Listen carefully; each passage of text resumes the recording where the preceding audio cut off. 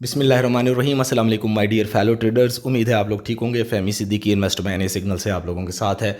एक चार्ट हमने आप लोगों के साथ शेयर किया। डिस्कशन तो हम पब्लिश करते ही रहते हैं, शेयर करते ही रहते हैं, एनालिसिस भी शेयर करते हैं।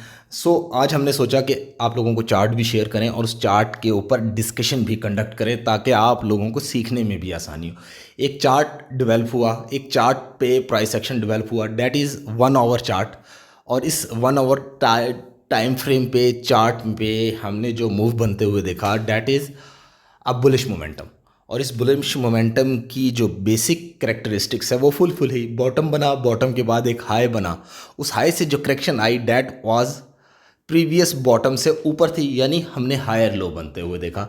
एंड जो यहाँ उस हायर लो से बाउंस आया that was and that has made an higher high, जो कि प्रीवियस हाई से ऊपर था। इसकी वजह से एक चैनल डेवलप हुआ। ये ब्लू कलर की 2 लाइंस हैं जिसे आप चैनल की सूरत में देख रहे हैं और प्राइस इस चैनल के दरमियान ट्रेड कर रही है।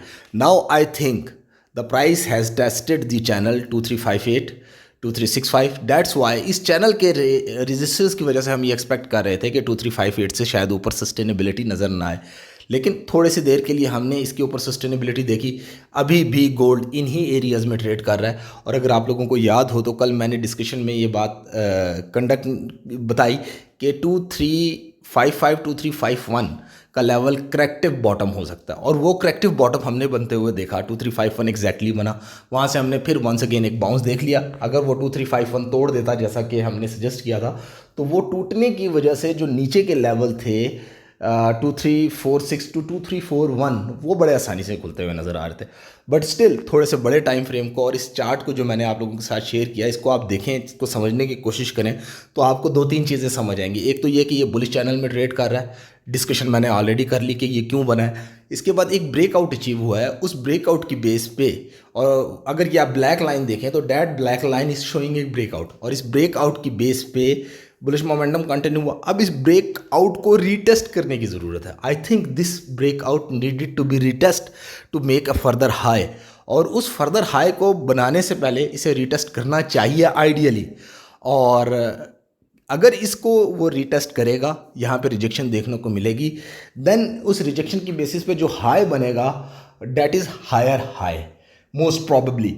और अगर वो हायर हाई बनने में कामयाब नहीं होता तो फिर हमें रिजेक्शन देखने को मिलेगी, और उस रिजेक्शन की बेस पे जो हमारा व्यू है वो सारे का सारा निगेट हो जाएगा। So right now I am expecting a breakout based bullish move, और उस ब्रेकआउट और राइजिंग चैनल की वजह से उस ब्रेकआउट को रीटेस्ट करना गोल्ड में बनता है। और उस गोल्ड को रीटेस्ट करने के लिए प्लस 4 आवर का रिट्रेसमेंट लेवल देखते हुए इस बात को एक्नॉलेज किया जा सकता है कि 2346 से लेकर 233637 की रेंज रीटेस्ट हो सकती है, और इस रीटेस्ट पे रिजेक्शन की सूरत में हमें 2376 तक का भी इवन हाई बन सकता है। तो अगर गोल्ड में ये रीटेस्ट आता है ब्रेकआउट का, नीचे एक करेक्शन आती है, अच्छी करेक्शन आती है, तो जो हाइज़ हैं वो अच्छे बन सकेंगे।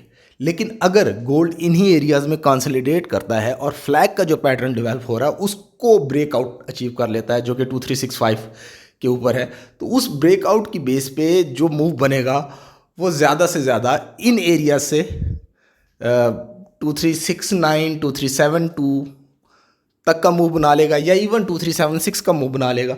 लेकिन अगर वो मूव ये बनता है बगैर रीटेस्ट किए डाउन साइड को, तो फिर अप साइड जो है वो लिमिटेड हो जाएगी, डाउन साइड बड़ी हो जाएगी। लेकिन अगर डाउन साइड जो पहले जाकर टेस्ट करता है, जिसे हम एक्सपेक्ट कर रहे हैं, तो फिर that is a good opportunity, और इसमें अच्छी बाइंग ट्रिगर हो सकती है। एनालिसिस आप लोगों के साथ है, डिस्कशन मैंने कंडक्ट कर ली। दुआओं में अपनी याद रखिएगा। अस्सलाम वालेकुम वरहमतुल्लाह।